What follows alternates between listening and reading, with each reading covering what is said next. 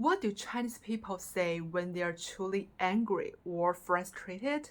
神经病 means you're crazy, mental. 你神经病啊！你打孩子！神经病，喝那么酒干嘛呀？ The second one, 滚 means get out, piss off. 滚！ The third one, 他妈的 means damn it. Fuck. 他妈的，为了做好人，我们连老本都赔上了。你他妈的不认识我！ The fourth one, go away, screw you. 去你的。去你的！你有病！去你的！我还没过门呢。The last one, shut up. 闭嘴，闭嘴。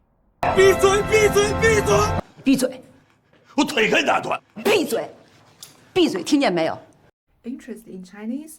Join me one-on-one class. Let's make learning Chinese easy and fun.